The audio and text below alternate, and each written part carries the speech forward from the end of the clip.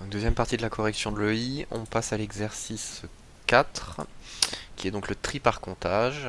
Donc le tri par comptage est un algorithme permettant de trier un tableau dont le contenu appartient à un intervalle de petite taille. L'objectif de cet exercice va être de trier un tableau de 1000 cases contenant des valeurs entières de l'intervalle 0,5, 5 étant inclus encore une fois. Dans la fonction main, créer un tableau tab de 1000 entiers. Donc pour créer un tableau tab de 1000 entiers, j'écris comme cela, puis remplissez-le de valeurs aléatoires de l'intervalle 0,5, c'est-à-dire que chacune des cases de ce tableau, on va lui affecter une valeur aléatoire de l'intervalle 0,5. Puisque chacune des cases de ce tableau, c'est-à-dire qu'il va falloir que j'attribue à table de 0 une certaine valeur, puis à table de 1 une certaine valeur, et ainsi de suite, jusqu'à table de 1000, de 999 du coup. Autrement dit, je dois faire une routine, je dois faire une boucle qui va parcourir successivement chacune des cases de ce tableau. Donc j'utilise tab.length pour être sûr de ne pas me tromper. D'accord, je vous rappelle, tab.length c'est la taille du tableau. Je vais de 0, de la case 0 jusqu'à la dernière case du tableau qui va être la case 999.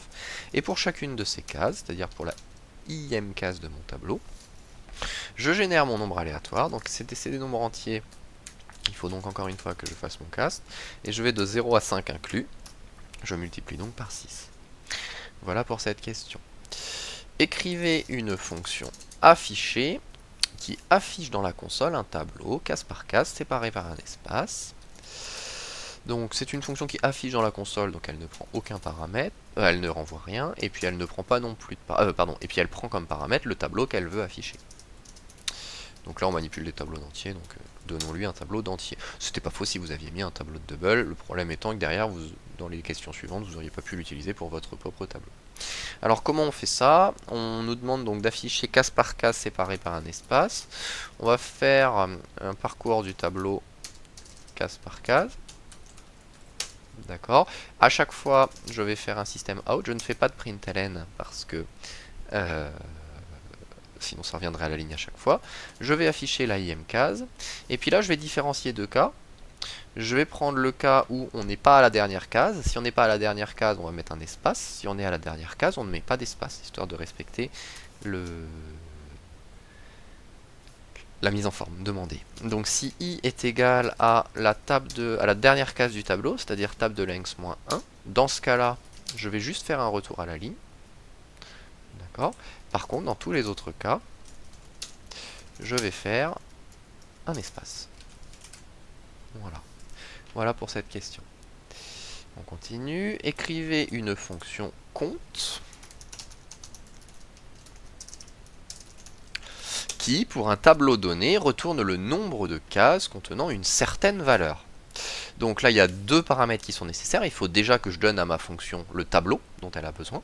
Et puis il faut aussi que je lui donne la valeur pour laquelle il faut compter le nombre de cases. D'accord? Donc je vais lui donner mon tableau. Je vais l'appeler T. Et puis je vais lui donner la valeur qui m'intéresse, que je vais appeler V. Encore une fois, je mets des entiers parce que c'est ce que je manipule dans cet exercice. Alors, cette fonction compte et retourne un nombre de cases, donc elle renvoie un nombre entier. Et ça, c'était un algorithme du cours. Hein. Comment on fait ça? On parcourt le tableau. D'accord. Et pour chaque case du tableau, je vais regarder est-ce qu'elle est égale à V. Si elle est égale à V, je vais incrémenter un compteur. Donc il me faut un compteur que j'initialise à 0, puisque initialement je n'ai trouvé aucune de case égale à V. Et puis là, je vais regarder si la ième case est égale à V. Dans ce cas, j'incrémente mon compteur. Puis une fois que je suis arrivé à la sortie de ma boucle, je retourne la valeur de mon compteur. Voilà, donc encore une fois, ça c'est un exemple du cours. C'était une application directe. Dans la fonction main, créer un tableau de 6 entiers nommé comptage. Donc là, on en est à la 4.4. Dans la fonction main, créer un tableau de 6 entiers qu'on nomme comptage. Et stockez-y le nombre d'occurrences de chaque valeur dans le tableau tab. Par exemple, comptage de 0 contiendra le nombre de fois où la valeur 0 apparaît dans le tableau tab. Et ensuite, je vais vous donner un exemple. Donc, qu'est-ce que je veux faire? Je veux dire que comptage de 0 est égal au nombre de valeurs, au nombre de 0 dans tab.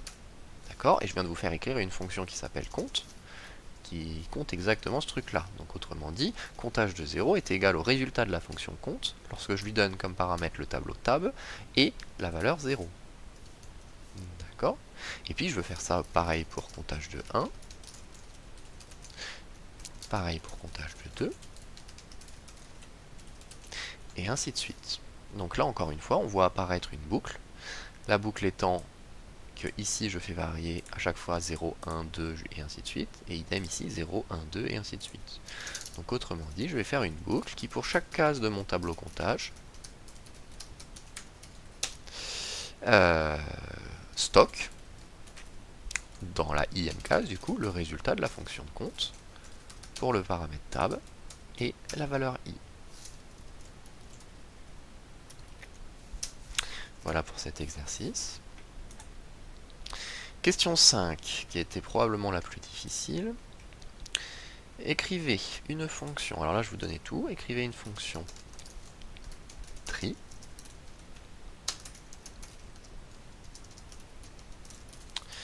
qui utilise le tableau comptage pour trier le tableau tab. Pardon. À vous de trouver la démarche, mais pour vous aider, reprenons l'exemple ci-dessous. Donc, grosso modo, le tableau comptage va nous servir à compter, à déterminer quelle valeur mettre dans l'ordre croissant du tableau tab. Si la première case du tableau comptage est égale à 5, ça veut dire que les 5 premières cases de mon tableau tab doivent contenir des 0. Si le comptage de 1 est égal à 10, ça veut dire que les 10 cases suivantes doivent contenir des 1, et ainsi de suite, et ainsi de suite. Donc, autrement dit, alors là, il y avait plein de façons de le faire, je vais vous en proposer une. Autrement dit, ce que je vous propose de faire, c'est on va parcourir successivement toutes les cases du tableau comptage, et ensuite, à chaque fois, en fonction de ce nombre, on va remplir les n cases suivantes du tableau tab. Donc, on va commencer par créer un nouveau tableau, que je vais appeler résultat, qui va être égal à un tableau de la même taille que mon tableau tab.length. Et tout l'enjeu de cette fonction va être de remplir ce tableau résultat, de sorte qu'à la fin, on puisse retourner le tableau. Alors, donc je vous disais, on va faire une boucle qui parcourt toutes les cases du tableau comptage. D'accord? Et puis du coup, la valeur contenue dans chacune de ces cases va nous servir à remplir les n cases du tableau tab, enfin du tableau résultat du coup. Donc pour chacune des cases de ce tableau comptage, il faut que je fasse n fois la même chose. Si comptage de i est égal à 5, ça veut dire qu'il faut que je dise que résultat de quelque chose est égal à i, et que je fasse ça 5 fois. D'accord? Puisque j'ai dit que la case i de tableau comptage était égale à 5. Donc là encore, je me retrouve avec une boucle. C'est-à-dire que là, en l'occurrence, si c'était égal à 5, il faudrait que je fasse une deuxième boucle qui va jusqu'à 5 et qui à chaque fois dit que résultat de quelque chose est égal à i. I étant le numéro de case dans le tableau comptage. D'accord, je reprends. Si la ième case du tableau comptage est égale à 5, ça veut dire qu'il faut que je fasse 5 fois, il faut que je remplisse 5 cases dans mon tableau résultat. Mais si c'est égal à 10, il faut que je le remplisse 10 fois. D'accord? Donc autrement dit, cette variable-là va varier en fonction du contenu à l'intérieur du tableau comptage. Donc autrement dit, c'est pas 5 qu'il faut que je mette là, c'est le contenu de la ième case du tableau comptage. D'accord? Et dernière chose qui nous reste à faire, c'est déterminer qu'est-ce que je mets à la place des points d'interrogation. Donc ce que je vous disais, c'est qu'on va parcourir le tableau résultat en partant de la première case et en les remplissant les unes à côté des autres. Donc autrement dit, il me faut une variable que je vais appeler position, que je vais initialiser à la première case de mon tableau résultat, et à chaque fois, je vais remplir la positionième position dans le tableau résultat et passer à la position suivante. Et voilà. Donc je reprends comment j'ai créé cette fonction. Je parcours mon tableau comptage. Donc je vais prendre la première case de mon tableau comptage, puis la deuxième case, puis la troisième case. Et à chaque fois que je prends une case du tableau comptage, j'en suis à la ième case, je regarde la valeur qu'il y a dedans, et par exemple si c'est égal à 10, je vais remplir les 10 cases suivantes de mon tableau résultat avec la valeur i. D'accord? Donc les 10 cases suivantes de mon tableau résultat, c'est cette boucle. D'accord? Et cette boucle permet de parcourir toutes les cases de mon tableau comptage. C'était une des façons de faire, il y en avait plusieurs, mais en tout cas c'est celle qui me paraît la plus facilement explicable. Dernière question de l'examen, dans la fonction main, afficher le tableau tab, puis le tableau tabtree dans le résultat de la fonction, de l'appel de fonction, donc on se met ici. On affiche le tableau tab, on a fait une jolie fonction affichée, donc on va l'utiliser. D'accord. Ensuite, on crée le tableau tabtree qui va être égal au résultat de la fonction tree pour lequel on a donné le tableau tab et le tableau comptage. Et puis pour finir, on affiche le tableau tabtree. Et normalement, j'ai peut-être fait des boulettes, on va vérifier, mais normalement on devrait avoir un joli tableau qui initialement est aléatoire et qui au final, vous voyez, il y a tous les débuts, il y a tous les 0 au début, ensuite il y a tous les 1, ensuite il y a tous les 2, ensuite il y a tous les 3, ensuite il y a tous les 4, et enfin il y a tous les 5. Donc c'est bien un tableau trié. Voilà pour cet examen, je reste à votre écoute si vous avez des questions, mais en tout cas prenez le temps déjà de digérer ces deux vidéos. Voilà, bonne journée à tous.